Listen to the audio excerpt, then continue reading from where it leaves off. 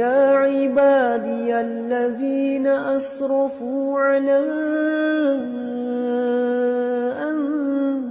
أنفسهم لا تقنطوا من رحمة الله.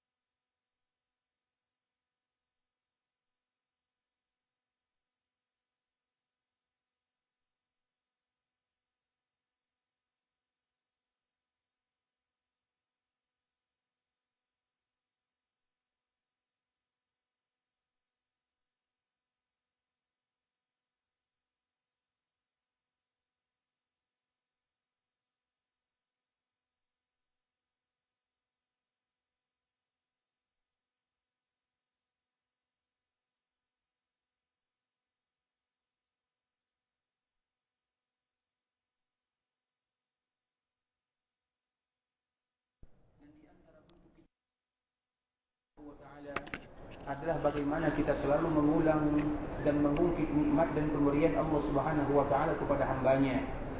Karena dengan kita selalu mengulang-ulang nikmat Allah, dengan itu pula lah kita akan menjadi hamba yang selalu bersyukur kepada Allah Azza wa Jalla. Bukankah Allah Subhanahu wa taala menyebutkan wa amma bi ni'mati rabbika fahaddits? Adapun nikmat yang ada pada diri kalian maka ceritakanlah. Apa maknanya ketika Allah Subhanahu wa taala perintahkan kita untuk menceritakan nikmat yang Allah berikan, agar kita selalu ingat akan pemberian Allah Subhanahu wa taala, sehingga kita bercerita kepada diri kita pribadi yang pertama, kepada keluarga kita, kepada orang-orang yang kita cintai, dan kepada orang-orang yang mencintai kita.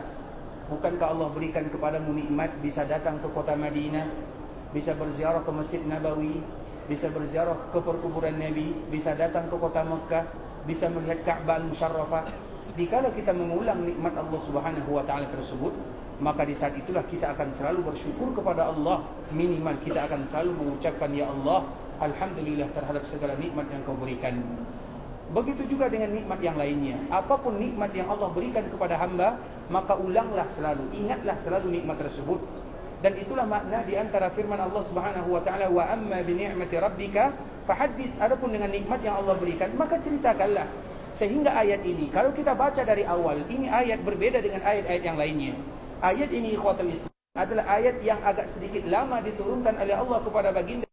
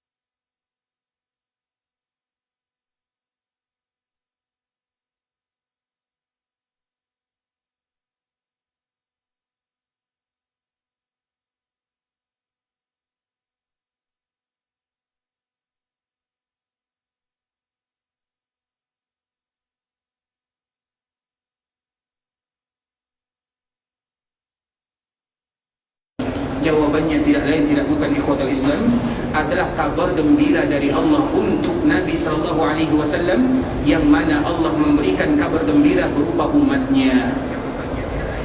Ketika Nabi SAW berada di sana, maka Jibril datang, diperintahkan oleh Allah Subhanahu wa taala, "Wahai Jibril, datanglah kepada Muhammad, tanya dirinya, apa yang engkau inginkan untuk umatmu?" Maka Jibril pun datang membawa pertanyaan Allah Subhanahu wa taala. Kemudian apa jawaban Rasulullah SAW? Nabi, tentunya yang paling Nabi inginkan adalah bagaimana memberikan manfaat kepada umatnya. Semua kebaikan diberikan kepada umatnya, itu yang diinginkan oleh Nabi. Kemudian Nabi menyerahkan urusannya kepada Allah, seolah-olah Nabi mengatakan, "Ya Allah, engkau tahu apa yang aku inginkan. Aku menginginkan bagaimana umatku adalah umat yang terbaik. Aku menginginkan umatku adalah umat yang taat. Aku menginginkan umatku adalah umat yang paling banyak melakukan kebaikan. Aku menginginkan umatku adalah umat yang paling banyak meninggalkan keburukan. Aku ingin umatku adalah umat yang paling banyak menghuni surga Allah Subhanahu wa taala." Seolah-olah itu yang disebutkan oleh baginda Nabi yang mulia sallallahu alaihi wasallam. Kemudian Jibril kembali kepada Allah menyebutkan apa pesan Nabi SAW. Setelah Allah Subhanahu wa taala mendengarkan apa yang disampaikan oleh malaikat Jibril, maka Allah pun mengatakan kepada malaikat Jibril, "Wahai Jibril, kembali kepada Muhammad, katakan kepadanya, inna sanurdika fi ummatika wala nasuhuk." Wahai Muhammad, ketahuilah, ini kaedah dan ini hadiah dari Allah kepada nabinya dan kabar gembira kepada kita sebagai umat baginda Nabi Muhammad bin Abdullah sallallahu alaihi wasallam, inna sanurdika fi ummatika wala nasuhuk. Kami akan membuat engkau bahagia terhadap umatmu dan kami tidak akan pernah membuat engkau kecewa. Dan artinya itu merupakan bagian daripada firman Allah Subhanahu wa taala, wala saufa yu'tika rabbuka fatarda, di dalam surat Duha yang tadi juga telah kita sebutkan. Dan Allah akan selalu memberikan Nabi sallallahu alaihi wasallam nikmat yang luar biasa sampai Nabi ridha dengan nikmat tersebut. Dan di antara salah satu nikmat yang paling diridhai oleh Rasulullah sallallahu alaihi wasallam adalah umatnya adalah umat yang terbaik dan umat yang paling banyak mengisi surga Allah Subhanahu wa taala. Sehingga Imam At-Tabrani rahimahullahu ta'ala membawakan sebuah hadis yang sangat indah. Diibaratkan penduduk surga ada 120 barisan banyaknya. Jumlah penduduk surga itu kalau dibikin saf ada 120 saf. 80 saf itu adalah jatah untuk umat Muhammad bin Abdullah sallallahu alaihi wasallam, dan semoga kita termasuk di antara salah satunya. Itu adalah di antara karunia, itu merupakan di antara kasih sayang Allah kepada nabinya. Karena memang yang diinginkan oleh Nabi keselamatan umatnya. Yang diinginkan oleh Nabi bagaimana mereka menjadi penduduk surga. Sehingga penduduk surga 2/3 bagian dari surga itu berasal dari umat Muhammad bin Abdullah sallallahu alaihi wasallam. Kisah ini ikhwatal Islam menunjukkan bagaimana sayangnya Nabi kepada kita bersama. Sehingga dengan Allah menurunkan ayat ini, menurunkan firman-Nya, Nabi sujud dalam keadaan waktu yang sangat lama. Kenapa Nabi sujud dalam waktu yang lama? Nabi bersyukur kepada Allah Subhanahu wa taala. Ketika Allah memberikan umatnya adalah umat yang terbaik, ketika umatnya adalah umat yang banyak melakukan kebaikan, banyak meninggalkan kemaksiatan, itu umat Nabi sallallahu alaihi wasallam dibandingkan dengan umat-umat yang lainnya. Dan sehingga Nabi bahagia dengannya, dan itu pun gembira. Dikala Nabi gembira, maka Nabi sujud dengan waktu yang sangat lama. Maka wajar ikhwatul Islam kalau seandainya kita selalu mengenang, melihat, mengetahui, mempelajari tentang Nabi SAW. Nabi SAW adalah orang yang paling sayang kepada umatnya. Dan wajar kalau seandainya kita membalas kasih sayang Rasulullah SAW, walaupun kita yakin apapun yang kita lakukan tidak akan pernah bisa membalas apa yang telah dilakukan Nabi terhadap umatnya. Tapi paling tidak kita ingin punya andil bagaimana kita wajib mencintai Nabi SAW. Dan di antara bentuk kita mencintai Rasulullah SAW adalah selalu tidak pernah melupakan Nabi di dalam salawat-salawat yang kita panjatkan, di dalam kalimat salam yang kita ucapkan. Ada salam untuk Nabi sallallahu alaihi wasallam, sebagaimana juga ada salawat untuk Rasulullah sallallahu alaihi wasallam.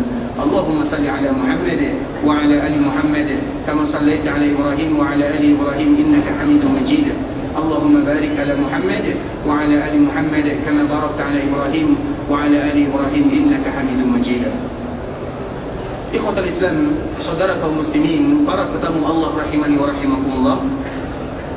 Kita akan kembali melanjutkan pembahasan kita yang masih berkaitan dengan Ar-Raudhah Asy-Syarifah, yaitu berkaitan dengan Raudhah, kemudian batasan-batasannya, kemudian hadis yang kemarin telah kita bacakan dari Abu Hurairah radhiyallahu taala anhu yang dikeluarkan oleh Imam Ahmad dalam kitabnya Al-Musnad. Kita kembali mengulang ikhwatal Islam. Nabi SAW menyebutkan, "Inna mimbari ala tur'atin min tura'il jannah. Wa ma baina mimbari wa hujrati raudhatun min riyadil jannah." Sesungguhnya mimbarku, kata Rasulullah SAW, terdapat di pintu di antara pintu-pintu surga. Hadis sebelumnya, mimbar Nabi SAW berada di telaganya. Telaga Nabi SAW adalah awal cerita dikala kita dibangkitkan oleh Allah Subhanahu Wa Taala. Surga adalah akhir di mana kita melakukan perjalanan yang sangat panjang, perjalanan yang sangat melelahkan. Nah, seolah-olah dari hadis ini ikhwatul Islam, kalau seandainya kita gabungkan, mimbar Nabi SAW akan senantiasa menemani Nabi SAW dalam kehidupan akhirat. Kalau seandainya mimbar Nabi yang ada di dunia itu adalah mimbar yang selalu menemani Nabi SAW di dalam Masjid Nabawi, maka mimbar itu pula lah yang selalu menemani Nabi SAW di akhirat sana. Mimbar Nabi ada di telaga Nabi SAW. Mimbar Nabi itu pun akan ada di depan pintu-pintu surga. Dan kemarin kita telah menjelaskan ikhwatul Islam, perjalanan panjang yang dihadapi oleh setiap kaum muslimin atau setiap manusia, mereka akan menghadapi perjalanan yang sangat panjang. Nah, Nabi SAW fokus kepada umatnya ketika mereka diberikan hisab yang kedua. Kemudian setelah selesai hisab yang kedua, maka mereka pun diizinkan oleh Allah Subhanahu Wa Taala untuk masuk ke dalam surga. Dan mereka tidaklah masuk ke dalam surga kecuali dengan syafaat baginda Nabi yang mulia sallallahu alaihi wasallam. Sehingga syafaat Nabi sallallahu alaihi wasallam banyak sekali. Ada syafaat Nabi sallallahu alaihi wasallam yang umum sifatnya, semua manusia bisa menikmatinya, yang disebut dengan syafaatul uzma. Ada syafaat Nabi SAW untuk penduduk surga, khusus untuk penduduk surga, supaya mereka bisa masuk ke dalam surga. Masuk ke dalam surga kita tidak akan bisa kecuali dengan syafaat baginda Nabi yang mulia SAW.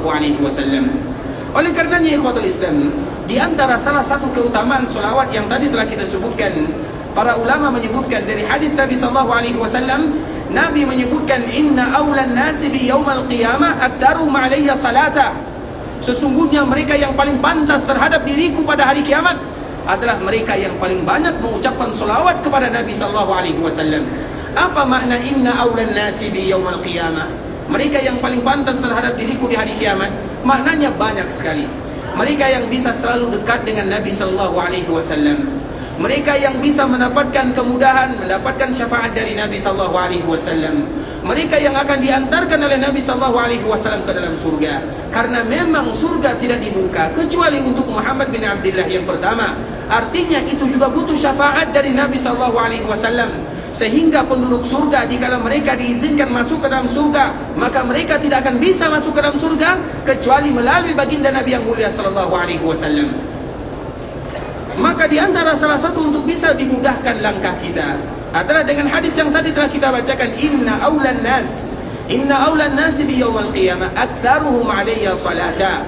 Mereka yang paling pantas terhadap diriku di hari kiamat adalah mereka yang paling banyak mengucapkan salawat. Salah satunya adalah dimudahkan masuk ke dalam surga. Maka dari sini para ulama menyebutkan, di antara salah satu keutamaan mulia yang dimiliki oleh mereka yang tidak berhenti mengucapkan salam dan salawat kepada Nabi adalah dimudahkan langkah mereka menuju surga Allah Subhanahu Wa Taala. Tentunya setelah perjalanan panjang yang telah kita ceritakan sebelumnya. Kemudian ikhwatul Islam, dikala pintu surga dibukakan, maka mereka yang diberikan izin masuk surga, maka pun mereka masuk ke dalam surga. Dikala mereka masuk ke dalam surga, mereka tidak tahu di mana posisinya, apa derajat yang Allah berikan kepada mereka. Maka di saat itulah peran Nabi SAW mengantarkan umatnya sesuai dengan derajat mereka dan amalan yang pernah mereka lakukan selama mereka berada dalam kehidupan dunia. Kemudian dikala mereka masuk ke dalam surga, apakah selesai tugas baginda Nabi yang mulia SAW? Belum. Masih ada syafaat yang berikutnya. Syafaat yang berikutnya ikhwatul Islam, di antara kasih sayang Nabi kepada umatnya, Nabi meminta kepada Allah agar mereka yang berada di dalam surga diangkat derajatnya oleh Allah Subhanahu Wa Taala. Padahal kalau masuk surga saja itu merupakan nikmat yang luar biasa. Tapi Nabi tidak mau demikian. Nabi ingin mereka-mereka yang masuk ke dalam surga, kemudian telah ditentukan derajatnya, levelnya, maka Nabi ingin derajat mereka kembali diangkat oleh Allah Subhanahu wa taala. Maka kita kenal dengan syafaat Nabi untuk penduduk surga agar diangkat derajatnya oleh Allah Subhanahu wa taala. Kemudian setelah itu ikhwatul Islam, apakah selesai tugas baginda Nabi yang mulia sallallahu alaihi wasallam? Belum. Masih banyak tugas Nabi sallallahu alaihi wasallam. Dikala Nabi sudah menyelesaikan umatnya yang masuk di dalam surga, yang tadi telah kita sebutkan jumlahnya, 2/3 surga berasal dari umat Muhammad bin Abdullah sallallahu alaihi wasallam. Kemudian semua penduduk surga mereka sudah menikmati dan sudah mengetahui tempatnya, menikmati keindahannya, mendapatkan semua yang dijanjikan oleh Allah Azza wa Jalla. Maka Nabi belum selesai tugasnya. Nabi melihat ternyata masih banyak umat-umat yang gagal melewati sirat, gagal di dalam melewati sirat. Kemudian Nabi sallallahu alaihi wasallam datang kepada Allah Subhanahu wa taala, dan ini syafaat berikutnya. Apa syafaat berikutnya? Nabi sallallahu alaihi wasallam memperhatikan umatnya masih banyak di antara mereka yang masuk ke dalam api neraka. Kemudian Nabi datang kepada Allah Subhanahu wa taala. Ketika Nabi datang kepada Allah Azza wa Jalla, Nabi tidak langsung meminta kepada Allah. Dikala Nabi sallallahu alaihi wasallam datang kepada Allah, karena syafaat ini syafaat yang betul-betul butuh, kalau bahasa kitanya ikhwatul Islam, butuh rintihan yang sangat kuat, pengorbanan yang sangat kuat. Sehingga dikala Nabi sallallahu alaihi wasallam datang kepada Allah, Nabi tidak langsung meminta kepada Allah Subhanahu wa taala. Namun apa yang dilakukan oleh Nabi sallallahu alaihi wasallam? Nabi tiba-tiba langsung sujud bersungkur di hadapan Allah Subhanahu wa taala. Kemudian dikala Nabi sallallahu alaihi wasallam bersujud, Nabi pun memuji Allah dengan pujian yang sangat indah, pujian yang tidak pernah disebutkan oleh Nabi dalam kehidupan dunia. Nabi menyebutkan nama-nama Allah yang sempurna, sifat-sifat Allah yang maha mulia, yang tidak pernah dibacakan oleh Nabi dalam kehidupan dunia. Sehingga dikala Nabi sallallahu alaihi wasallam memuji Allah dengan pujian yang sangat indah, dengan menyebut nama Allah yang maha mulia, sifat-sifat Allah yang maha mulia, maka di saat itulah Allah Subhanahu wa taala baru mengatakan kepada baginda Nabi yang mulia sallallahu alaihi wasallam, "Ya Muhammad, irfa' ra'sak wa qul yusma' lak wa sal tu'ta washfa' tushaffa'." Allah Subhanahu wa taala menyebutkan, "Wahai Muhammad, angkatlah kepalamu, katakan aku akan mendengarkan, minta aku akan kabulkan, berikan syafaat aku pun akan izinkan." Kapan Allah Subhanahu wa taala mengatakan kalimat ini? Setelah Nabi sallallahu alaihi wasallam sujud dalam waktu yang lama, kemudian Nabi memuji Allah dengan pujian yang sangat indah.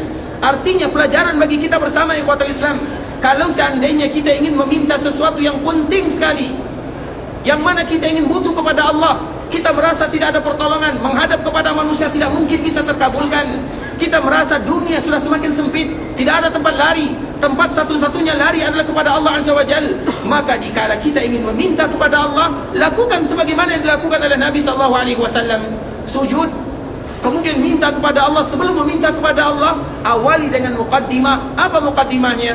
Di antara muqaddimah yang paling indah dikala kita ingin meminta kepada Allah adalah nama-nama Allah yang mulia, sifat-sifat Allah yang sempurna, atau yang lebih dikenal dengan kalimat Ismullahil A'zam. Ismullahil A'zam itu artinya ikhwatul Islam, nama Allah yang agung. Karena memang Nabi sallallahu alaihi wasallam pernah menyebutkan, tidak seorang hamba yang meminta kepada Allah kemudian mereka mengawali permintaannya dengan Ismullahil A'zam, kecuali Allah pasti akan kabulkan semua yang mereka minta. Allah pasti akan kabulkan. Kalau tidak di dunia, Allah kabulkan di akhirat sana, tapi Allah pasti akan kabulkan apa yang mereka minta. Maka sehingga dikala kita ingin meminta kepada Allah Azza wa Jalla, awali dengan muqaddimah. Jangan kita langsung, "Ya Allah, ampunkan dosaku, mudahkan urusanku, lancarkan rezekiku, berikan kepadaku ini, berikan kepadaku itu." Jangan langsung serta-merta meminta kepada Allah tanpa ada muqaddimah. Dan di antara muqaddimah yang paling indah disebut dengan Ismullahil A'zam.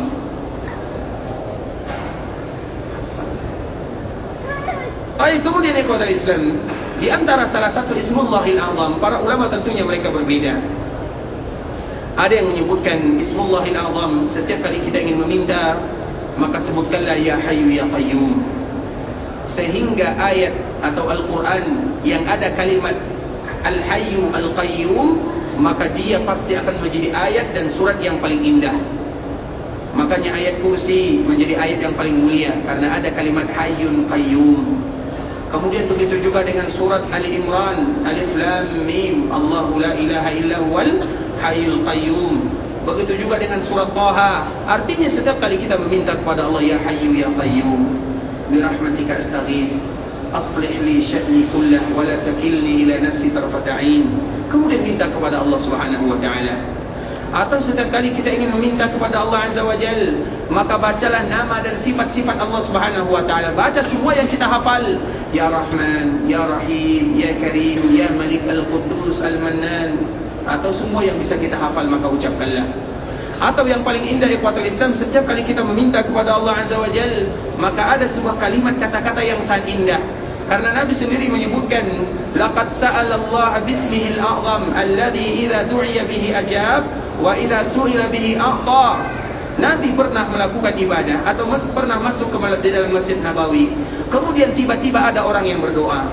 Kemudian sebelum orang ini berdoa, orang ini mengatakan, Allahumma inni as'aluk bi anni ushhiduk bi annaka antallahu la ilaha illa ant al-ahad as-samad alladhi lam yalid wa lam yulad wa lam yakul lahu kufuwan ahad.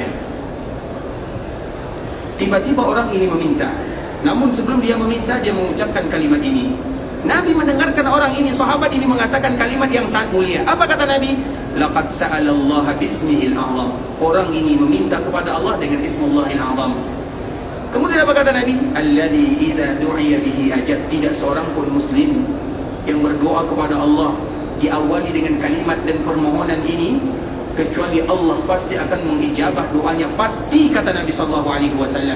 Wa idza su'ila bihi a'ta. Apabila mereka meminta, Allah pasti akan kabulkan permintaan mereka. Di dalam riwayat yang lain, Allahumma inni as'aluka bi annaka antallahu la ilaha illa ant al-mannan wahdaka la syarika lak al-mannan badi'us samawati wal ardi ya dzal jalali wal ikram ya hayyu ya qayyum. Ada juga kalimat ya hayyu ya qayyumnya. Kemudian Nabi mengatakan kalimat yang sama. Sungguh orang ini telah memohon kepada Allah dengan Ismullahil Azam, yang apabila seorang hamba berdoa dengannya pasti dikabulkan oleh Allah Subhanahu wa taala. Artinya ikhwatul Islam, kalau seandainya di dunia saja diberikan rahasia oleh Allah Subhanahu wa taala, kalau seandainya ada seseorang yang mengucapkan kalimat-kalimat yang mulia seperti ini pasti dikabulkan oleh Allah Azza wa Jalla, maka itulah kenapa Nabi SAW sebelum meminta syafaat kepada Allah, Nabi sujud dengan waktu yang lama. Kemudian Nabi memuji dengan pujian yang berlipat-lipat keindahannya dibandingkan dengan pujian yang ada di dunia. Setelah itu baru Allah mengatakan, Ya Muhammad irfa rasak. Wahai Muhammad, angkat kepalamu, katakan aku akan dengarkan, minta aku akan kabulkan, berikan syafaat aku akan berikan syafaat. Kemudian apa kata Nabi? Nabi pun bangkit dari sujudnya. Kemudian Nabi berdiri. Ketika Nabi SAW berdiri, maka ucapan Nabi hanya satu saja, ummati. Ya Allah umatku. Ya Allah, masih banyak mereka-mereka yang ada di dalam api neraka.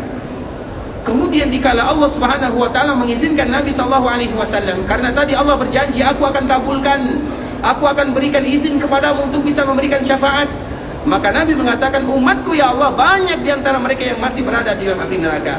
Kemudian apa yang terjadi? Keluarkan mereka-mereka yang ada di dalam api neraka dari umatmu, khusus dari umat Nabi SAW. Keluarkan mereka yang masih memiliki keimanan walaupun sebesar syair. Syair itu kurang lebih sebesar gandum atau padi lah kalau bahasa kitanya. Kemudian Nabi SAW melihat banyak di antara umat yang keluar dari api neraka. Kemudian mereka pun akhirnya keluar dari api neraka, dimandikan di dalam sebuah sungai yang bernama Nahrul Haya. Kemudian dikala mereka dimandikan di sungai kehidupan, mereka pun dikeluarkan dari api neraka dan dimasukkan ke dalam surga. Kemudian setelah mereka masuk ke dalam surga, diantar oleh baginda Nabi yang mulia SAW, maka Nabi melihat masih banyak juga umatnya yang berada di dalam api neraka. Nabi kembali bermohon kepada Allah Subhanahu wa taala dengan perbuatan yang sama sebelumnya. Nabi sujud dalam waktu yang sangat lama, Nabi memuji Allah dengan pujian yang sangat indah. Kemudian setelah lama Nabi melakukan yang demikian, baru Allah mengatakan, wahai Muhammad, angkat kepalamu, katakan aku akan dengarkan, minta aku akan kabulkan, berikan syafaat aku akan izinkan. Maka jawaban Nabi masih sama, umatku masih banyak di dalam api neraka ya Allah. Kemudian apa kata Allah Subhanahu wa taala? Wahai Muhammad, keluarkan dari api neraka mereka yang masih punya keimanan sebesar separuh daripada syair tadi. Tadi apabila masih ada di antara mereka yang punya iman sebesar padi gandum, keluarkan. Sekarang kalau ada di antara mereka yang punya iman separuhnya, juga keluarkan. Kemudian ikhwatul Islam, Nabi pun melihat dan dikeluarkan semuanya. Kemudian mereka pun dimandikan ke sungai kehidupan. Kemudian mereka pun diantarkan ke dalam surga. Kemudian ternyata masih banyak umat Nabi SAW yang ada di dalam api neraka. Nabi minta lagi kepada Allah Azza wa Jalla. Kemudian Nabi kembali melakukan perkara yang sama. Allah pun kembali mengucapkan kalimat yang serupa. Kemudian apa kata Allah Subhanahu wa taala? Wahai Muhammad, keluarkan dari api neraka mereka yang punya keimanan walaupun sebesar zarrah. Zarrah itu artinya ikhwatul Islam adalah ibarat semut kecil yang berwarna hitam. Faman ya'mal mithqala zarrah. Zarrah itu artinya bukan atom atau bukan yang lainnya. Zarrah itu adalah sesuatu yang berbentuk. Para ulama tafsir mereka menyebutkan zarrah itu ibarat semut hitam yang kecil. Biasanya ada semut hitam yang kecil, itu disebut dengan zarrah. Dia kalau ditimbang tidak ada timbangannya, tidak ada beratnya, saking ringannya. Dan zarrah itu sesuatu yang bisa dilihat oleh mata.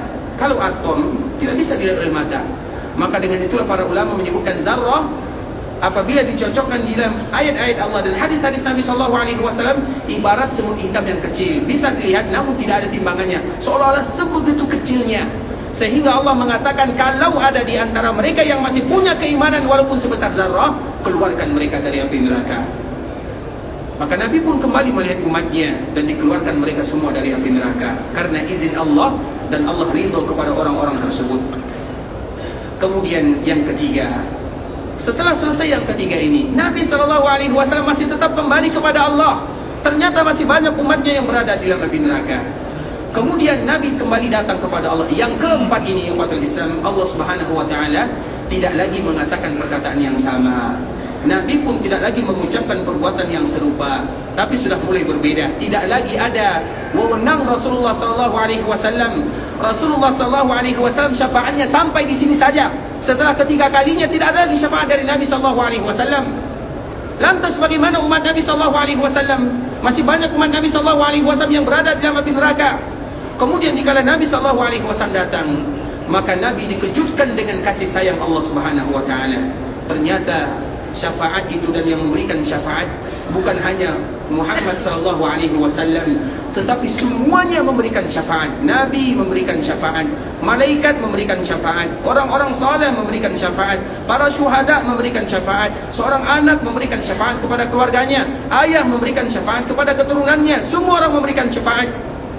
Dan satu-satunya syafaat yang tertinggal adalah syafaatnya Rabbul Izzati wal Jalalah. Nah, kali yang keempat, Nabi tidak lagi diizinkan oleh Allah Subhanahu wa taala karena sudah habis wewenangnya. Lantas bagaimana dengan mereka yang masih ada di dalam api neraka? Apa kata Allah Subhanahu wa taala? Kasih sayang yang sangat luar biasa. Wa izzati wa jalali wa kibriyai wa 'azamati la ukhrijanna minha man qala la ilaha illallah. Demi keagunganku, demi kekuasaanku, demi kebesaranku, aku akan keluarkan semua mereka yang mengucapkan kalimat la ilaha illallah dari api neraka tersebut. Artinya ya ikhwatul Islam, ini bukan wewenang Nabi SAW. Ini adalah wewenangnya Allah Subhanahu wa taala agar Allah menunjukkan kepada kita semua bahwa mereka yang mengucapkan kalimat la ilaha illallah, maka mereka tidak akan kekal di dalam api neraka untuk selama-lamanya. Sehingga Allah Subhanahu wa taala mengawali kalimatnya, wa izzati wa jalali, demi keagunganku, demi kemuliaanku, demi kekuasaanku, aku akan keluarkan mereka-mereka yang mengucapkan kalimat la ilaha illallah dari api neraka. Kemudian Allah pun mengeluarkan semuanya. Ada di dalam riwayat disebutkan di ikhwatul Islam, Allah Subhanahu wa taala menyapu mereka yang ada di dalam api neraka. Sehingga yang ada di dalam api neraka tidak ada yang tersisa kecuali betul-betul mereka yang al-ashqa, kecuali mereka-mereka yang betul-betul celaka, yang mereka tidak pernah beriman kepada Allah, tidak pernah mengatakan la ilaha illallah. Dan itu merupakan di antara kasih sayang Allah Subhanahu wa taala. Allah menciptakan kita, Allah tidak ingin mengazab kita. Tidak ada untungnya bagi Allah Azza wa Jalla. Apa manfaatnya bagi Allah? Tapi manfaatnya bagi kita, mudaratnya juga kembali kepada kita. Sehingga di antara bentuk kekuasaan Allah dan yang Allah minta dari hambanya, qulu la ilaha illallah, katakan la ilaha illallah. Namun tentunya kalimat la ilaha illallah ini juga ada syarat dan rukun yang harus kita ucapkan dan yang kita lakukan. Tidak hanya mengucapkan la ilaha illallah, namun artinya ikhwatul Islam, itu ada di antara kasih sayang Allah Subhanahu wa taala kepada umat Rasulullah sallallahu alaihi wasallam. Kemudian semua mereka yang mengucapkan la ilaha illallah, mereka pun dikeluarkan dari api neraka, dan setelah itu api neraka pun atau neraka ditutup untuk selama-lamanya. Tidak akan ada lagi mereka yang keluar dari api neraka, dan tidak akan ada lagi mereka yang masuk ke dalam surga. Sehingga di dalam riwayat yang disebutkan oleh Abdullah bin Mas'ud radhiyallahu taala anhu, ini merupakan cerita yang sangat indah ikhwatul Islam, agar kita tahu bagaimana kasih sayang Allah Subhanahu wa taala kepada hambanya, agar kita tahu ternyata amalan kita itu tidak ada bandingannya dengan surga Allah Subhanahu wa taala, agar kita tahu sifat yang selama ini kita selalu menyebutkannya dengan kalimat Ar-Rahman Ar-Rahim baru terlihat jelas dikala kita berada di kehidupan akhirat sana. Di dalam riwayat yang dibawakan oleh Imam Bukhari, di akhir kitab Tauhid, Imam Bukhari memiliki sebuah kitab yang kita semuanya kenal, yang kita kenal dengan Sahih Al-Bukhari. Sahih Al-Bukhari ini paling terakhir judulnya adalah Kitab Tauhid. Sahih Bukhari ini kitab yang terakhir, karena di dalam Sahih Bukhari Kitab Badi'il Wahyi, kitab bagaimana wahyu itu dimulai, kemudian kitab Al-Iman, kemudian kitab-kitab yang lainnya. Terakhir judul kitab yang ada di dalam Sahih Bukhari namanya Kitab Tauhid. Kenapa Imam Bukhari mengakhirkan kalimat Kitab Tauhid? Agar ucapan kita ketika kita meninggalkan dunia adalah kalimat tauhid, kalimat la ilaha illallah. Sehingga di antara fiqihnya Imam Bukhari, bagaimana dia menyusun kitabnya, diletakkan kitab terakhir namanya Kitab Tauhid. Tujuannya adalah agar semua kita ditutup usianya dengan kalimat tauhid. Kemudian di dalam kitab tauhid ini dibawakan sebuah hadis yang sangat indah. Tidak akan ada hadis yang paling indah yang menunjukkan bagaimana kasih sayang Allah kepada hambanya. Dikeluarkan oleh Imam Bukhari dalam kitab tauhid. Kitab tauhid itu ada dalam Sahih Bukhari. Kemudian dibawakan oleh Abdullah bin Mas'ud radhiyallahu taala anhu. Bagaimana ceritanya? Ceritanya berbicara tentang orang yang terakhir sekali masuk ke dalam surga dan yang terakhir keluar dari api neraka. Setelahnya tidak ada lagi. Tidak ada lagi yang keluar dari api neraka, tidak ada lagi yang akan masuk ke dalam surga. Ini yang paling terakhir. Kemudian dikala orang ini keluar dari api neraka, maka dia mengira dia adalah orang yang paling berbahagia. Dia tidak merasa ada orang yang lebih bahagia daripada dirinya kecuali dia. Saking besarnya nikmat Allah Subhanahu wa taala tersebut yang diberikan kepada dirinya. Kemudian dia pun dikeluarkan dari api neraka, dimasukkan ke dalam sebuah sungai yang bernama Nahrul Hayat, sungai kehidupan, dimandikan di sana. Kemudian dia dikembalikan oleh Allah Subhanahu wa taala ke dalam penciptaan aslinya. Karena dikala kita dibangkitkan oleh Allah Azza wa Jalla, bentuk kita tidak lagi sama dengan bentuk sekarang. Bentuk kita panjang, kita besar, kita sama dengan besarnya ayahanda kita Adam alaihissalam. Mengapa demikian ikhwatul Islam? Agar bagi mereka yang mendapatkan nikmat betul-betul merasakan nikmat yang luar biasa. Namun bagi mereka yang merasakan azab, maka mereka akan merasakan azab yang betul-betul menyiksa dirinya. Sehingga semua yang dibangkitkan di akhirat, besar mereka semuanya sebesar ayahanda kita Adam alaihissalam, yaitu kurang lebih 60 hasta, kurang lebih 30 meter lah kira-kira. Artinya kita akan berubah bentuknya menjadi orang yang besar semuanya. Bagi mereka yang mendapatkan nikmat, betul-betul merasakan nikmat yang sempurna. Kemudian dikala orang ini dikeluarkan dan dia mandi di Nahrul Hayat, maka dia termenung di sana, tidak ada temannya. Karena dia berada di antara surga dan neraka. Seolah-olah di surga dia belum masuk, di neraka dia sudah keluar. Kemudian dia ada temannya, dia pun merenung duduk di sana sambil menikmati nikmat Allah Subhanahu wa taala, karena dia merasa dirinya lah yang paling diberikan karunia oleh Allah Azza wa Jalla. Karena apabila seorang hamba selamat dari api neraka, bisa dimasukkan ke dalam surga, maka itu keberuntungan yang sesungguhnya. Bukankah Allah Subhanahu wa taala menyebutkan, "Faman zuhziha 'anil nari wa udkhilal jannata faqad faz." Barang siapa yang terhindar dari neraka, masuk ke dalam surga, itulah keberuntungan yang sebenarnya. Maka jangan pernah bosan siang dan malam yang mengatakan, "Ya Allah, masukkan kami ke dalam surga Firdaus, masukkan kami ke dalam surga, masukkan kami ke dalam surga. Hindari kami dari api neraka, hindari kami dari api neraka, hindari kami dari api neraka." Karena Nabi pernah menyebutkan, apabila seorang hamba meminta surga dalam satu hari 3 kali banyaknya, maka surga akan berkata, "Ya Allah, masukkan dirinya kepadaku." Kalau ada seorang hamba yang bermohon dihindarkan dari api neraka 3 kali dalam satu hari, maka neraka akan mengatakan, "Ya Allah, jauhkan dirinya dariku." Makanya apakah kita beribadah kepada Allah ingin surga? Iya. Apakah kita beribadah kepada Allah karena takut api neraka? Iya. Siapa yang mengatakan demikian? Muhammad bin Abdullah sallallahu alaihi wasallam, Nabi yang memerintahkan kita demikian. Makanya di dalam sebuah doa yang diajarkan oleh baginda Nabi yang mulia, dan semestinya doa ini adalah doa intisari daripada doa, dianjurkan bagi kaum muslimin untuk senantiasa menghafalnya. Allahumma inni as'aluka minal khairi kulli ajilihi wa ajilihi ma 'alimtu minhu wa ma lam a'lam, wa a'udzu bika minasy syarri kulli ajilihi wa ajilihi ma 'alimtu minhu wa ma lam a'lam. Allahumma inni as'aluka khaira ma sa'ala 'abduka wa nabiyyuka Muhammadun sallallahu alaihi wasallam, wa a'udzu bika min syarri ma 'ada bihi 'abduka wa nabiyyuka Muhammadun sallallahu alaihi wasallam. Allahumma inni as'aluka al-jannah wa ma qarraba ilaiha min qawlin wa 'amal, wa a'udzu bika minan nar wa ma qarraba ilaiha min qawlin wa 'amal. Allahumma inni as'aluka an taj'ala kulla qada'in qadaitahu li khair. Ada yang hafal? Nanti dicari sendiri ya, dihafal. Doa ini Nabi menganjurkan dan menegaskan karena ini ada intisari daripada doa. Di dalam doa ini ada semua kebaikan kita minta kepada Allah. Dan di antara salah satu kebaikan yang diminta kepada Allah, "Ya Allah, kami minta surga kepadamu." Jadi dikala kita beribadah kepada Allah, kita minta surga, iya, karena Nabi yang mewajibkan dan yang menganjurkan kita demikian keadaannya. Begitu juga kalau kita meninggalkan maksiat. Kenapa meninggalkan maksiat? Kami takut kepada Allah, kami takut masuk ke dalam api neraka, iya, karena Nabi yang memerintahkan umatnya demikian. Sehingga di dalam istilah atau di dalam riwayat yang lain, ada salah seorang sahabat berdoa kepada Allah. Dia tidak banyak doanya, dia hanya mengatakan, "Ya Allah, masukkan aku ke dalam surga, hindarkan dari api neraka." Itu saja yang dia ulang-ulang. Apa kata Nabi sallallahu alaihi wasallam? "Haulaha nudandin." Kita, kata Nabi sallallahu alaihi wasallam, "Haulaha nudandin." Seputar itulah doa kita semuanya, tidak ada yang lain. Apa gunanya kita mengatakan, "Ya Allah, ampunkan dosaku," agar Allah masukkan kita ke dalam surga?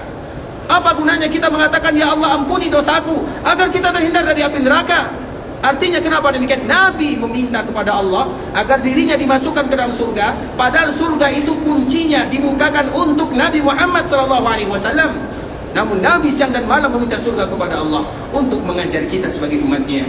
Maka keluarlah hadis Nabi yang mulia, barang siapa yang meminta surga dan bermohon dari api neraka 3 kali sehari semalam, maka surga akan meminta kepada Allah, "Masukkan dirinya kepadaku." Neraka pun meminta kepada Allah, "Ya Allah, jauhkan dirinya dari diriku." Artinya sebuah kemuliaan yang luar biasa. Dikala kita beribadah kepada Allah, surga tujuan utama kita. Dikala kita beribadah kepada Allah, kita takut akan api neraka. Nah, begitu juga ikhwatul Islam. Dikala orang ini selamat dari api neraka, dia merasa paling bahagia. Kemudian dia pun merasakan nikmat Allah yang ada di sana. Dikala dia merasakan nikmat Allah, dia melihat ada sebuah pohon, di bawahnya ada sungai yang mengalir. Kemudian dia mengatakan kepada Allah, "Ya Allah, dekatkan diriku kepada pohon tersebut agar aku bisa bernaung di bawahnya, menikmati keindahan sungainya." Dikala hamba ini meminta kepada Allah, karena sebenarnya dia malu meminta kepada Allah, namun dia tetap memberanikan dirinya meminta kepada Allah. Sehingga apa kata Allah? "Wahai fulan, ini perjanjian Allah dengan hambanya yang terakhir sekali keluar dari api neraka." Apa kata Allah kepada hambanya? "Kalau aku kabulkan doamu, apakah kamu akan meminta yang lain kepada diriku? Hamba ini langsung mengatakan, ya Allah, kalau seandainya engkau kabulkan permintaanku, engkau dekatkan diriku dengan pohon ini, dengan sungai yang ada di bawahnya, aku tidak akan pernah meminta yang lain kepadamu ya Allah. Karena tidak terbayangkan surga di dalam pemikirannya. Dikala keluar saja dari api neraka, dia sudah merasa paling bahagia, sehingga dia berani mengatakan, ya Allah, kalau engkau kabulkan, aku tidak akan meminta yang lain. Allah kabulkan doanya. Allah dekatkan dirinya dengan pohon tersebut, yang mana dia bisa menikmati keindahannya, menikmati sungai yang ada di bawahnya. Kemudian ikhwatul Islam, setelah beberapa waktu, dia pun pada akhirnya diperlihatkan oleh Allah pohon yang lebih indah daripada pohon tersebut. Karena memang di antara kenikmatan surga itu banyak pohonnya. Surga itu sendiri bahasa Arabnya apa? Jannah. Jannah itu artinya kebun, taman, banyak pohonnya. Bahkan ada sebuah pohon ikhwatul Islam disebutkan di dalam hadis Nabi SAW. Di surga itu ada pohon yang apabila kita mengelilingi pohon tersebut selama 100 tahun belum bisa kita memutarinya. Artinya itu merupakan nikmat yang betul-betul indah dari Allah Subhanahu wa taala. 100 tahun kita mengelilingi pohon tersebut, belum selesai kita mengelilinginya. Coba bayangkan berapa besarnya pohon tersebut. Kemudian setelah hamba ini dia didekatkan dengan pohon, dia bisa menikmatinya, maka Allah memperlihatkan kepadanya pohon yang berikutnya. Ada pohon yang lebih besar lagi. Kemudian dia tidak tahan. Pohon itu lebih besar, lebih indah. Sungai yang ada di bawahnya jauh lebih bagus, airnya lebih manis.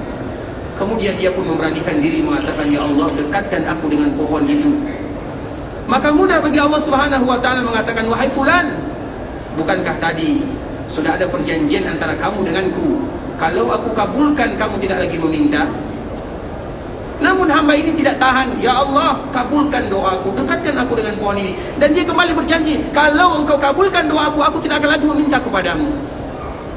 Dan Allah adalah zat yang maha penyayang.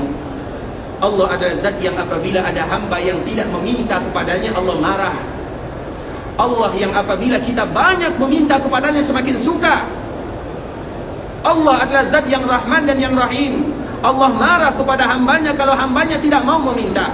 Dan Allah suka kepada hambanya kalau hambanya selalu dan banyak meminta kepada Allah Azza wa Jalla. Itulah Allah Subhanahu wa taala.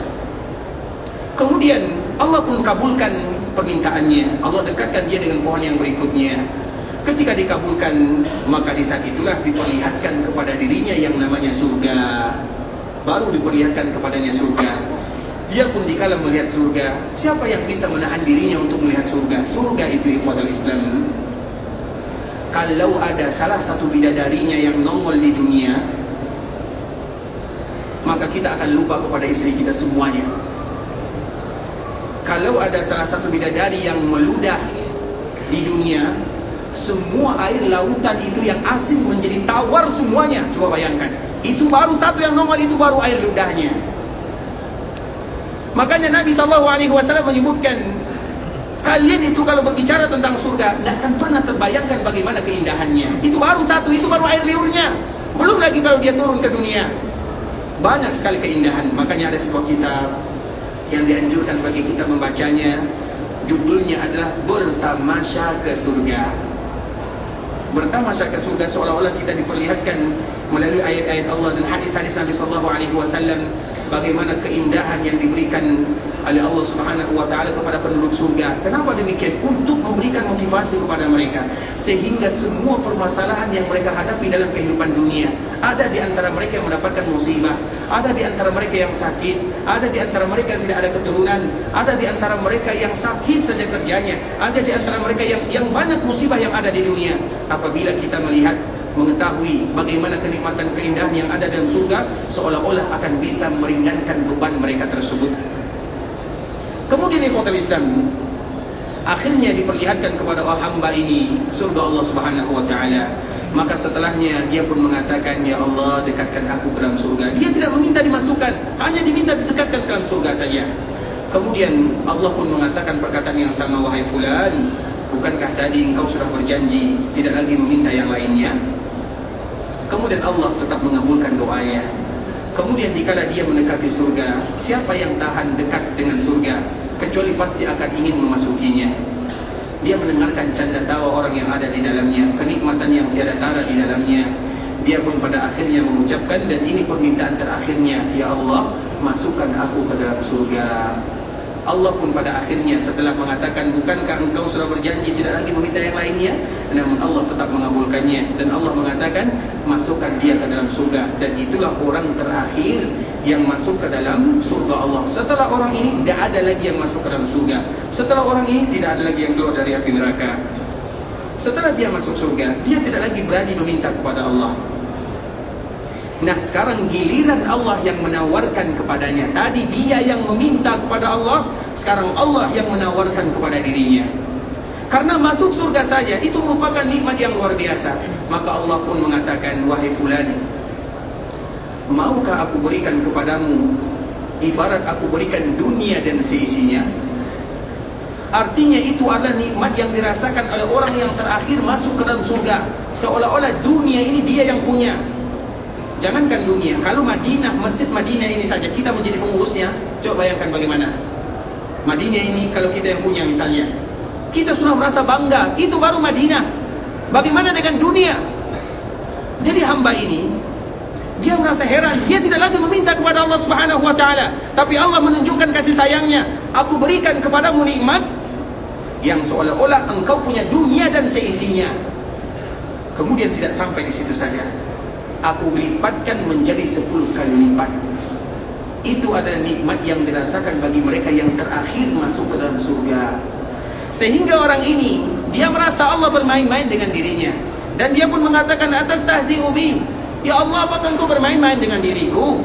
Allah tidak pernah bercanda dengan ucapannya, innallaha la yukhliful mi'ad.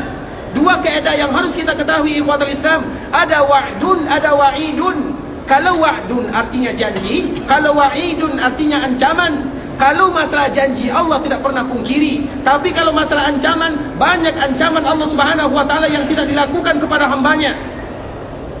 Bisa dipahami? Kalau janji Allah tidak pernah pungkiri, kalau ancaman, kalau kalian melakukan ini aku ancam kalian masuk ke dalam api neraka. Toh Allah maafkan akhirnya. Itu adalah wa'id namanya, artinya bentuk kasih sayang Allah Subhanahu wa taala. Tapi kalau wa'dun, Allah tidak pernah pungkiri wa'dun, dan Allah sendiri yang menyebutkannya. Sama dengan kita ikhwatul Islam. Ada salah seorang guru, misalnya ada di antara kita yang berprofesi sebagai guru. Kemudian dia mengatakan, hari ini anak-anak kita akan ujian. Bagi mereka yang lolos ujian, Bapak akan berikan kepadanya hadiah. Kemudian kita juga mengatakan, barang siapa yang tidak lulus, Bapak akan berikan kepadanya hukuman, akan dipukul 10 kali rotan misalnya, 10 rotan misalnya. Kemudian tiba-tiba ada anak yang lulus dan tidak jadi kita berikan kepadanya hadiah. Apa namanya kita dinamakan, apa kita tersebut? Dinamakan dengan orang yang ingkar janji. Tapi kalau kita berikan kepada mereka hadiah, berarti kita telah menepati janji, kalau itu adalah hadiah. Nah sekarang, kalau ada yang tidak lulus, Ustadz akan hukum dia. Kemudian ada beberapa orang yang tidak lulus, kemudian kita panggil dia. Dikala kita panggil dia, tidak jadi kita hukum. Apa namanya kalau kita tidak jadi menghukumnya? Sayang. Padahal kita sudah mengatakan, kalau kalian tidak lulus, aku hukum kalian. Tiba-tiba mereka tidak lulus, kemudian tidak jadi kita hukum, kita maafkan dia. Apa namanya seperti itu? Guru yang ingkar janji atau guru yang penyayang? Penyayang, itu namanya wa'id. Nah, antara dua ini harus kita bedakan. Kalau wa'dun, Allah tidak pernah pungkiri. Kalau wa'id, banyak di antara janji Allah atau ancaman Allah. Kalau mereka yang seperti ini diancam seperti ini, yang melakukan ini diancam seperti ini. Namun ternyata di akhirat banyak di antara hamba yang dimaafkan oleh Allah Subhanahu wa taala. Itu adalah wa'id, yang kalau seandainya Allah ingkari, Allah tidak melakukan wa'idnya, itu adalah bentuk kasih sayang Allah Subhanahu wa taala kepada hambanya. Nah begitu juga dengan hamba ini ikhwatul Islam, dikala dia terakhir masuk ke dalam surga, banyak wa'idnya. Bisa jadi dia adalah orang yang pendosa, bisa jadi dia adalah orang yang banyak melakukan kesalahan, namun semuanya dimaafkan oleh Allah Subhanahu wa taala dan diberikan kenikmatan yang tiada tara. Kalau demikian keadaannya, mereka yang pertama kali, yang terakhir sekali keluar dari api neraka, yang terakhir masuk ke dalam surga, bagaimana kiranya dengan orang yang masuk surga tanpa dihisab, tanpa diazab? Bagaimana kira-kira pahala, kenikmatan, keindahan yang akan mereka dapatkan? Bagaimana mereka yang dikumpulkan bersama para nabi dan para rasul? Bagaimana dengan mereka yang masuk surga? Orang-orang yang syahid di jalan Allah Subhanahu wa taala, mereka-mereka yang syahid secara hukum syariat, atau mereka-mereka yang syahid secara yang bukan syariat ataupun dengan cara-cara yang lainnya yang disebutkan oleh baginda Nabi yang mulia. Bagaimana dengan orang-orang saleh? Bagaimana dengan anak-anak kaum muslimin? Tentunya nikmat-nikmat yang sangat indah yang dihadiahkan oleh Allah Subhanahu wa taala, dan semua itu ikhwatul Islam adalah syafaatnya Allah Subhanahu wa taala. Sehingga di akhirat syafaat itu banyak sekali, dan syafaat yang terakhir adalah syafaatnya Rabbul Izzat wal Jalalah. Dan dengan itulah Allah, dikala Nabi datang yang keempat kalinya, Allah mengatakan, tidak, ini bukan wewenangmu wahai Muhammad, tapi ini wewenangku. Wa izzati wa jalali wa kibriyai wa azamati la ukhrijanna minha man qala la ilaha illallah. Demi keagunganku, demi kemuliaanku, demi kekuasaanku, semua mereka yang masih mengucapkan kalimat la ilaha illallah, maka aku akan keluarkan mereka dari api neraka. Namun kita juga harus tahu, tidak semua yang mengucapkan kalimat la ilaha illallah serta merta dikeluarkan dari api neraka, kecuali bagi mereka yang melengkapi la ilaha illallah dengan rukun dan syaratnya. Maka nanti ikhwatul Islam, kita berusaha mencari apa sih rukun la ilaha illallah, apa sih syarat la ilaha illallah, sehingga kita termasuk orang-orang yang bisa dimaafkan oleh Allah Subhanahu wa taala. Dan apabila kita tahu yang demikian, maka kita sadar bagaimana sifat Allah Ar-Rahman dan Ar-Rahim. Kemudian ikhwatul Islam, setelah itu maka selesailah tugas Nabi SAW. Artinya mereka yang ada di neraka dari umat Nabi, betul-betul mereka yang tidak lagi beriman kepada Allah Azza wa Jalla. Selagi masih ada iman di dalam hatinya, selagi mereka mengucapkan kalimat la ilaha illallah, maka selagi itu pula lah mereka ada harapan dikeluarkan dari api neraka dan masuk ke dalam surga. Dan tadi telah kita menyebutkan bagaimana kenikmatan mereka yang terakhir sekali masuk surga dari umat Muhammad bin Abdullah sallallahu alaihi wasallam. Nah, selama Nabi sallallahu alaihi wasallam melakukan di antara bentuk kasih sayang berbolak-balik ke sana ke sini, Nabi sallallahu alaihi wasallam tetap senantiasa ditemani oleh mimbarnya yang sangat indah bagi Nabi sallallahu alaihi wasallam, mimbar yang dulu pernah menemani Nabi di dunia, dan mimbar itu pula lah yang menemani Nabi sallallahu alaihi wasallam di akhirat sana. Dan itulah makna daripada hadis Rasulullah sallallahu alaihi wasallam, inna minbari ala tur'atin min tur'il jannah wa ma baina minbari wa hujrati rawdatun min riyadil jannah. Sesungguhnya mimbarku akan selalu bersamaku di depan pintu surga, yang akan menemani baginda Nabi yang mulia. Seolah-olah surga adalah akhir tujuan kita bersama, dan telaga itu adalah awal daripada kita berjumpa dengan baginda Nabi yang mulia. Artinya mimbar ini akan selalu menemani Nabi sallallahu alaihi wasallam. Kemudian apa kata Nabi? Setelah Nabi menyebutkan sifat mimbar Rasulullah sallallahu alaihi wasallam, wa ma baina mimbari, dan di antara mimbarku dan kamarku adalah taman di antara taman-taman surga, atau yang lebih kita kenal dengan Raudhah Asy-Syarifah, Ar-Raudhah Asy-Syarifah. Di dalam riwayat yang lain ikhwatul Islam yang dibawakan oleh sahabat Abu Sa'id Al-Khudri radhiyallahu ta'ala anhu, yang dikeluarkan oleh Imam At-Tabrani, mimbari ala tur'atin min tur'il jannah, mimbarku terdapat di antara pintu-pintu surga, wa ma bainal mimbar wa baina baiti Aisyah rawdatun min riyadil jannah, di antara mimbar dan rumah ibunda Aisyah adalah taman di antara taman-taman surga. Di dalam hadis ini disebutkan rumah yang mana, yaitu bahwa batasan Raudhah itu adalah rumah ibunda kita Aisyah radhiyallahu ta'ala anha. Bahkan juga di dalam riwayat yang lain ikhwatul Islam, apabila ada di antara kita yang diberikan kemudahan masuk ke dalam mimbar, maka kita berhati-hati berucap di sana. Lebih bagus kita diam di dalamnya. Kenapa demikian? Karena apabila ada orang yang berkata bohong, atau yang bersumpah bohong, atau kalimat-kalimat yang tidak bagus, maka itu bisa berbahaya. Karena Nabi sendiri yang menyebutkan di dalam hadisnya, itu di antara salah satu keutamaan mereka yang ada berada diberikan nikmat oleh Allah, bisa sampai ke Raudhah atau di samping mimbar yang ada sekarang. Walaupun mimbar yang ada sekarang kita tidak lagi mengatakan itu adalah mimbar Rasulullah sallallahu alaihi wasallam, namun walaupun posisinya posisi dengan mimbar Nabi sallallahu alaihi wasallam.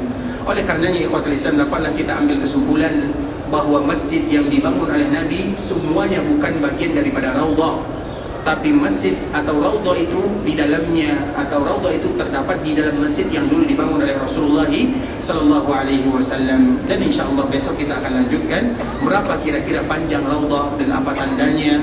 Kemudian bagaimana kita mengetahui raudhah yang ada di zaman Nabi sallallahu alaihi wasallam, apa saja sifat-sifatnya, dan semoga Allah Subhanahu wa taala mudahkan bagi kita untuk melanjutkan pada pertemuan berikutnya. Ikhwatul Islam, saudara kaum muslimin, para tetamu Allah rahimani wa rahimakumullah, sampai di sini pembahasan yang bisa kami jelaskan. Yang benar dari Allah Subhanahu wa taala, yang salah sudah pasti dari diri kami pribadi karena kurangnya ilmu kami, karena kebodohan dan kejahilan kami. Kami mohon dimaafkan kalau ada kata-kata yang salah kami dalam mengucapkannya, kalimat-kalimat yang tidak tepat kami untuk menyampaikannya. Dan kita selalu mengajak kaum muslimin, terutama kita yang berada di kota Madinah, untuk memanfaatkan momen yang ada, berlama-lama berada di dalam Masjid Rasulullah sallallahu alaihi wasallam, terutama dalam rangka memperdalam ilmu agama. Satu ayat Al-Quran yang kita baca, yang kita pahami maknanya, yang kita tahu artinya, itu adalah bagian daripada berjihad di jalan Allah Subhanahu wa taala. Begitu juga dengan hadis-hadis Rasulullah sallallahu alaihi wasallam yang kita baca, yang kita dengarkan, guna dan tujuan untuk kita amalkan, itu adalah bagian daripada jihad di jalan Allah Subhanahu wa taala. Sehingga Nabi menyebutkan, man jaa masjidi hadza lam ya'tihi illa li khairin yata'allamu aw yu'allimu fahuwa bimanzilatil mujahidi fi sabilillah. Barang siapa yang berada di Masjid Nabawi, dan semua kita berada di dalam Masjid Nabawi, karena ini tempat ini disebut dengan Masjid Nabawi, dan Masjid Nabawi sampai kapanpun kalau dilakukan perluasan akan tetap disebut dengan Masjid Nabawi. Seluas apapun maka tetap akan disebut dengan Masjid Nabawi. Dan Nabi menyebutkan, barang siapa yang berada di masjidku, kemudian mereka ingin belajar tentang agamanya, dia yang belajar atau dia yang mengajar, ingin melakukan kebaikan agama, mendapatkan kebaikan agama, fahuwa bimanzilatil mujahidi fi sabilillah, maka dia ibarat orang yang sedang berjihad di jalan Allah Subhanahu wa taala. Dan semoga duduknya kita di antara maghrib dan isya, kita bersabar. Sebenarnya waktu ini adalah waktu di mana kita untuk santai, untuk rehat, namun kita duduk di sini sabar untuk mendengarkan beberapa ayat Allah Subhanahu wa taala dan hadis-hadis Rasulullah sallallahu alaihi wasallam. Semoga semua kita terhitung sebagai orang yang berjihad di jalan Allah Subhanahu wa taala. Ikhwatul Islam, saudara kaum muslimin, kita selalu berharap, bermohon kepada Allah agar Allah Subhanahu wa taala ampunkan dosa kita, dosa orang tua kita, dosa keluarga kita, dosa saudara-saudari kita, dosa tetangga kita, dosa orang-orang yang pernah berbuat baik kepada kita, dan dosa seluruh kaum muslimin. Kalau ada di antara kita yang sakit, semoga Allah berikan kesehatan. Kalau ada di antara kita yang mendapatkan musibah, semoga Allah berikan kelapangan. Kalau ada di antara kita yang berhutang, semoga Allah lunaskan. Kalau ada di antara saudara kita yang meninggal, semoga Allah ampunkan. Kalau ada di antara kita yang ingin pergi ke Mekah Al-Mukarramah untuk beribadah kepada Allah, semoga Allah kabulkan semua doa-doanya. Allah terima amal ibadahnya. Allah jadikan umrahnya umratan mabruratan, wa sa'yan mashkura, wa dhanban maghfura. Kalau ada di antara kita yang ingin pulang ke kampung halaman, semoga Allah lancarkan perjalanan, mudahkan urusan. Allah kumpulkan mereka dengan keluarga dalam keadaan sehat walafiat. Dan kita selalu berharap kepada Allah agar Allah tidak mengharamkan diri kita dari beribadah di tanah haram Makkah dan Madinah. Kita tutup dengan mengucapkan doa kafaratul majlis. Subhanakallahumma wa bihamdika asyhadu an la ilaha illa anta astaghfiruka wa atubu ilaik. Wa sallallahu wa sallim ala nabiyyina wa habibina wa khalilina wa sayyidina Muhammadin wa ala alihi wa sahbihi wa sallam tasliman katsira. Assalamualaikum warahmatullahi wabarakatuh.